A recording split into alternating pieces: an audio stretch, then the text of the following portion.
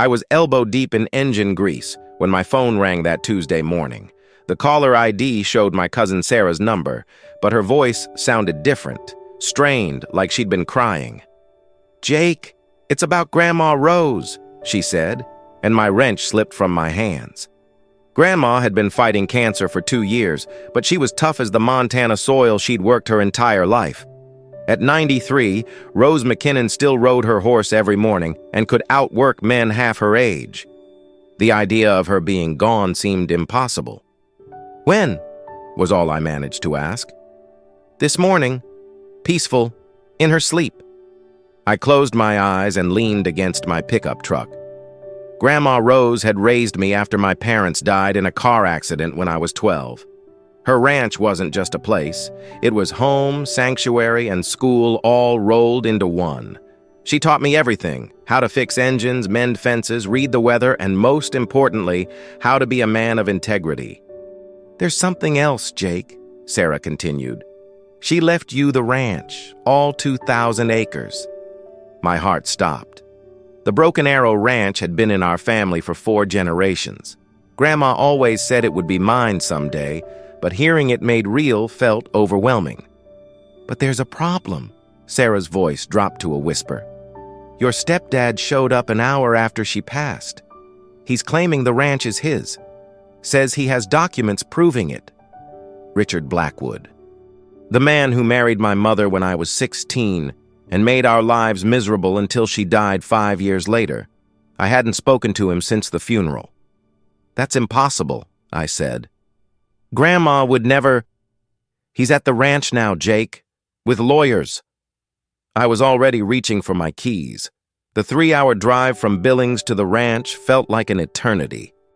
Every mile brought back memories: fishing trips with Grandma, learning to rope cattle, summer evenings on the porch listening to her stories about the old days.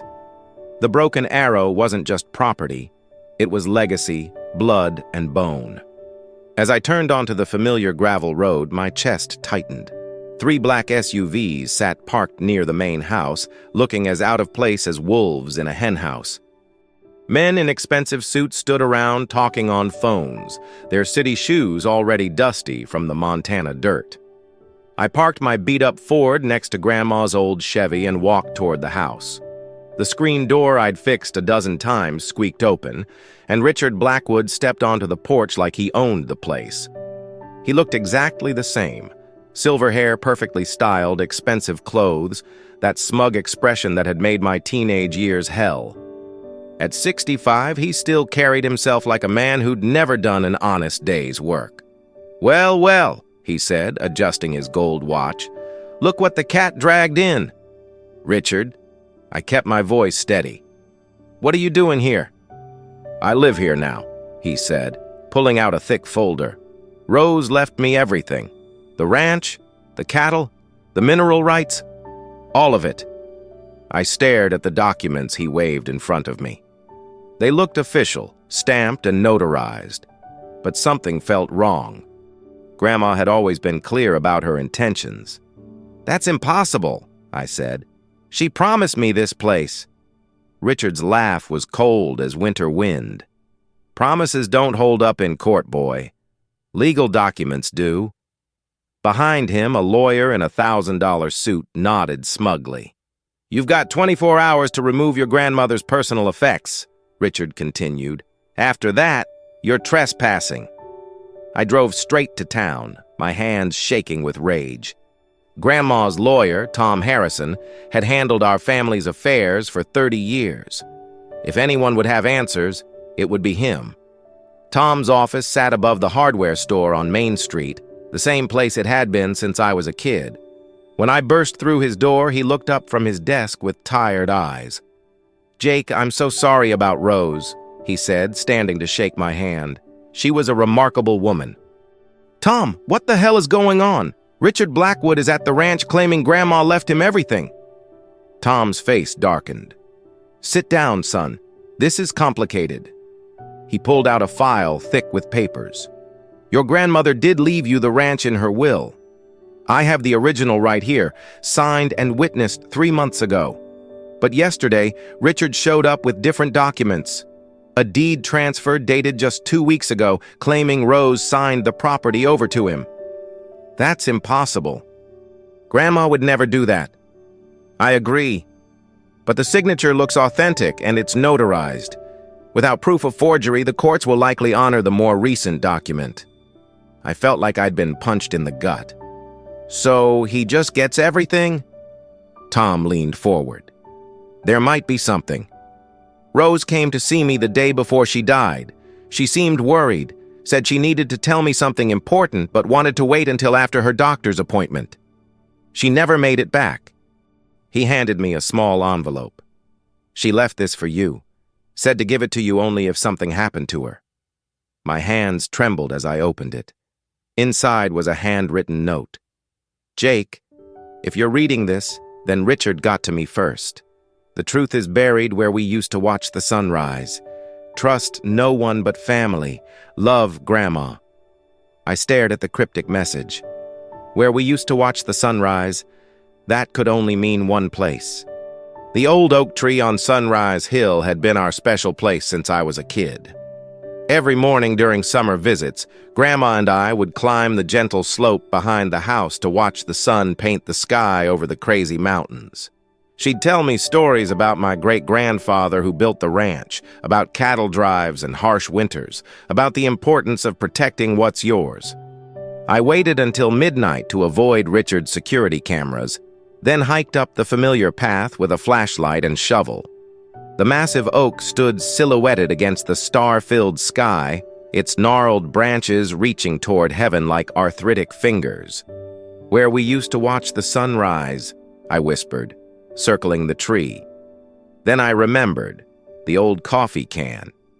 When I was 13, Grandma and I had buried a time capsule here, filled with my drawings and her old photographs. She'd marked the spot with a small cairn of stones. The cairn was gone, but I found the disturbed earth nearby. My shovel hit metal after just 2 feet of digging. But instead of our old coffee can, I pulled up a waterproof document case. Inside were photocopies of bank records, correspondence between Richard and a land development company, and most shocking of all, a recording device with a note attached. Jake, press play. Grandma's voice filled the night air, weak but determined. If you're hearing this, then my suspicions were right. Richard has been planning to steal the ranch for months. He's been drugging my coffee with something that makes me confused, then bringing documents for me to sign when I'm not thinking clearly. I've been pretending to be more confused than I am, gathering evidence. The real will is hidden in the... The recording cut off abruptly. My blood ran cold. Richard hadn't just stolen the ranch. He'd been slowly poisoning my grandmother. I spent the rest of the night studying the documents Grandma had hidden. The bank records showed large payments from Blackwood Development LLC to Richard's personal account. The correspondence revealed a plan to sell the ranch to a mining company for $20 million, enough to strip mine the entire property for copper deposits. But the most damning evidence was a series of text messages between Richard and someone named Marcus. The old lady is getting suspicious. Speed up the timeline. Don't worry, she won't remember signing anything after tonight's dose. My grandmother had been murdered. Slowly, methodically, but murdered nonetheless. As dawn broke over the mountains, I drove to Sarah's house in town. She lived in the same cottage where we'd played as kids, now filled with her own children's toys and laughter. Jesus, Jake, you look terrible, she said, opening the door in her bathrobe. Sarah, I need you to listen to everything I'm about to tell you, and I need you to believe me. I laid out the evidence on her kitchen table while her kids ate cereal and watched cartoons in the next room. Her face went pale as she read through the documents. We have to go to the police, she whispered. With what? Photocopies and a partial recording? Richard's got lawyers, money, and influence. Sheriff Morrison plays poker with him every Friday night. So what do we do? I thought about Grandma's words. Trust no one but family. We find the real will, and we make sure Richard pays for what he did. Sarah nodded, her jaw set with the same determination that ran in our family. "What do you need me to do?" "Help me search the house. Grandma said the real will was hidden somewhere, and she was interrupted before she could finish the recording." Getting into the ranch house wouldn't be easy. Richard had hired private security, and they patrolled the property in shifts. But I knew every inch of that land, every hidden trail and forgotten gate. Sarah and I waited until the guards changed shifts at 3 a.m., then slipped through the old fence line near the creek. The house stood dark and silent, filled with shadows and memories. I led Sarah through the back door using the key Grandma had hidden under the same loose board for 20 years. The familiar smell of her lavender soap and coffee still lingered in the air, making my chest tight with grief. "Where would she hide something important?" Sarah whispered. I thought about my grandmother's habits, her favorite places in the house. The kitchen. She spent most of her time there. We searched methodically, behind the stove, inside flour canisters, under loose floorboards. Nothing. The living room yielded no results either, nor did her bedroom. "Maybe it's not in the house," Sarah suggested. Then I remembered something. Grandma's Bible. She read it every morning at the kitchen table, the same worn leather book her mother had given her. I'd seen Richard's men loading boxes into trucks earlier, personal effects they were removing. "The barn," I said. "They're storing her things in the old tack room." We crept across the yard to the massive red barn that had sheltered 4 generations of McKinnon livestock. The tack room door was padlocked, but I knew where Grandma kept the spare key. Inside, boxes of her belongings sat stacked like forgotten memories. I found her Bible in the 3rd box, its leather cover soft with age. As I opened it, several papers fell out, including a sealed envelope marked "Last Will and Testament of Rose McKinnon." My hands shook as I read the document. Everything was left to me, just as she'd always promised. But more importantly, there was an addendum dated just 3 days before her death. "I hereby revoke any and all previous transfers of property to Richard Blackwood, executed under duress or while mentally compromised." We had our proof. I waited until Richard was alone on the front porch the next morning, sipping coffee from Grandma's favorite mug like he belonged there. The sight of him in her chair, on her land, using her things, made my blood boil. "Morning, Richard," I called out, walking up the steps with the real will in my hand. He looked up with that same smug expression. "I thought I told you to stay off my property." "Your property?" I pulled out the document. "Funny thing about that. Seems Grandma left me something after all." His face went white as he read the will. For the first time since I'd known him, Richard Blackwood looked genuinely scared. "This is a fake," he stammered. "My lawyers will—" "Your lawyers will what? Explain how you forged documents? How you drugged an elderly woman to steal her land?" I pulled out my phone and played the recording. Richard's coffee mug slipped from his hands, shattering on the porch boards. "You can't prove anything. Bank records showing payments from your development company, text messages about drugging her coffee, a witness who saw you visiting when she was confused." I stepped closer. "And now a will that specifically revokes any transfers made under duress." "What do you want?" he asked, his voice barely a whisper. "Justice. You killed my grandmother as surely as if you'd put a gun to her head." Richard stood up, trying to regain his composure. "You're talking about a very sick old woman who was confused enough to hide evidence of your crimes? Confused enough to record your conversations?" I showed him the other documents. "She was sharper than you thought, Richard. She knew exactly what you were doing." His face crumpled. For a moment, he looked like the broken man he really was. Someone so desperate for money and status that he'd murder an innocent woman for it. "The ranch is mine," I said quietly. "It always was. And you're going to pay for what you did." The next few weeks were a whirlwind of lawyers, depositions, and court hearings. Richard's high-powered legal team tried everything, claiming the recording was fake, questioning Grandma's mental state, arguing that the new will was forged. But Tom Harrison was a better lawyer than they gave him credit for. He methodically presented our evidence: the bank records, the text messages, testimony from Grandma's doctor about the unusual chemicals found in her blood during her final hospital visit. The breakthrough came when the FBI got involved. The text messages led them to Marcus Volkov, a man with a history of elder abuse scams.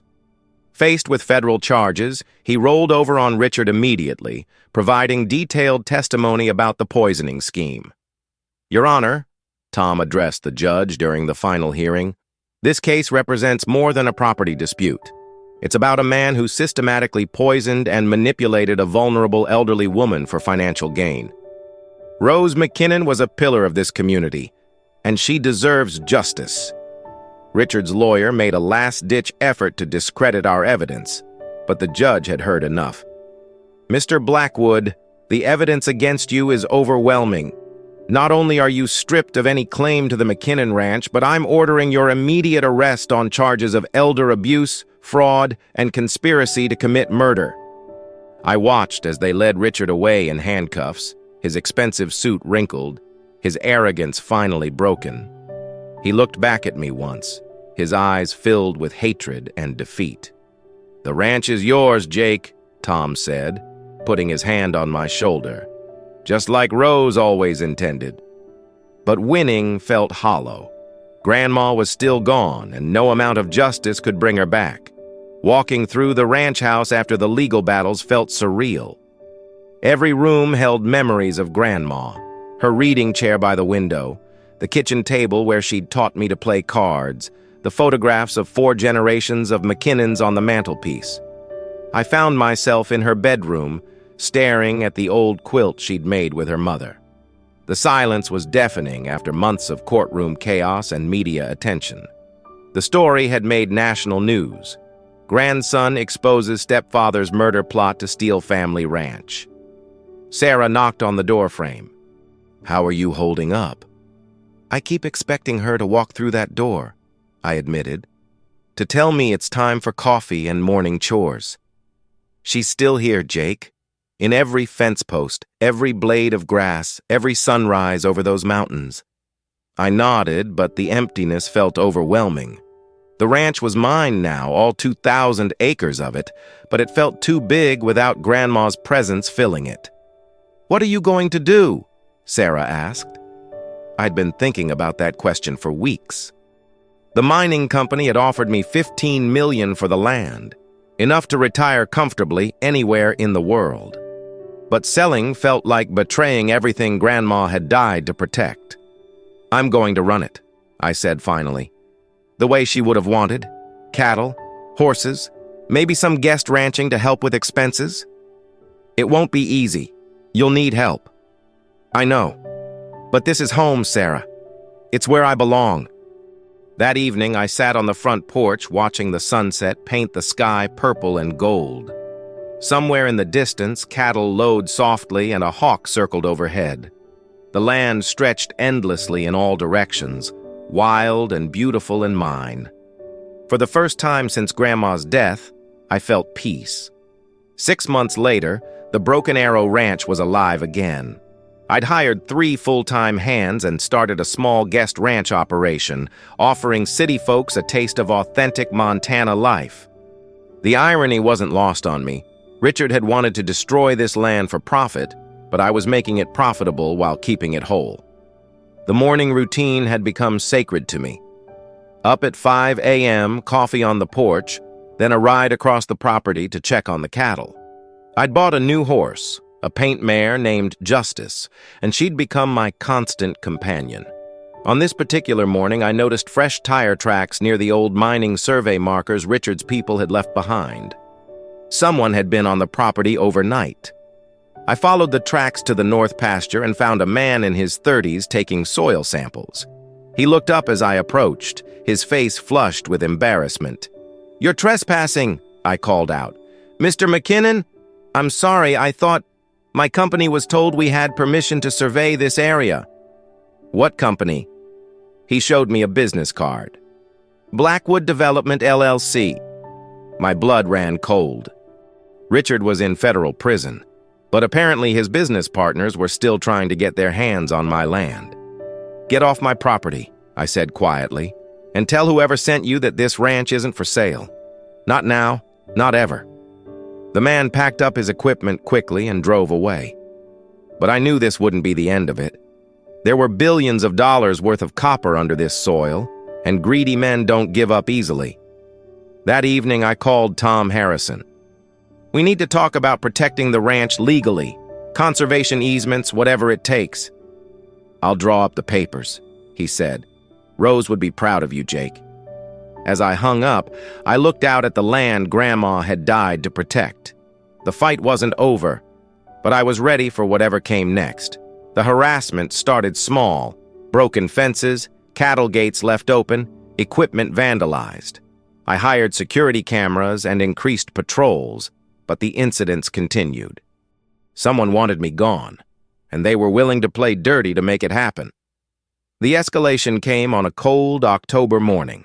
I was checking the north pasture when I found 20 head of cattle dead, poisoned by contaminated feed someone had scattered during the night. The vet confirmed it was deliberate, industrial-grade pesticide that would have cost thousands of dollars. This is a message, Sheriff Morrison said, surveying the carnage. Someone's trying to bankrupt you. I knew exactly who was behind it. Richard might be in prison, but his business partners were still free, and they had too much invested in this land to walk away quietly. That afternoon, a black sedan pulled up to the house. 2 men in expensive suits got out, and I recognized one of them from the courtroom, Richard's former business partner, Vincent Castellano. Mr. McKinnon, Castellano said, his voice smooth as oil. I'm sorry about your cattle. Terrible thing. Cut the bullshit, Vincent. What do you want? To make you an offer. $20 million for the ranch, cash, no questions asked. You can walk away from all this trouble. And if I refuse? His smile was cold as winter wind. Well, accidents happen on ranches. Dangerous work, cattle ranching. Easy for a man to get hurt. I felt the familiar rage building in my chest, the same anger I'd felt watching Richard steal from my grandmother. But this time, I was ready. You know what, Vincent? You're right. This is dangerous work. I pulled out my phone and showed him the recording app that had been running since he arrived. Especially when you're making threats on camera. His face went pale. You can't. Sheriff Morrison is already on his way, and this recording is automatically uploaded to the cloud, so don't get any ideas. Vincent and his partner left quickly, but I knew they'd be back. Men like that don't give up easily. The final confrontation came 3 weeks later. I was working in the barn when I heard vehicles approaching. Not just 1 or 2, but a convoy. Through the window, I saw 6 black SUVs surrounding the house. Vincent Castellano stepped out of the lead vehicle with a dozen men behind him. They weren't wearing suits this time. These were hired muscle, the kind of men who solved problems with violence. I reached for the shotgun Grandma had kept behind the feed bins, checking to make sure it was loaded. Then I walked out to meet them, the weapon held casually but visibly at my side. Vincent, I called out, you're trespassing. Last chance, McKinnon, he shouted back.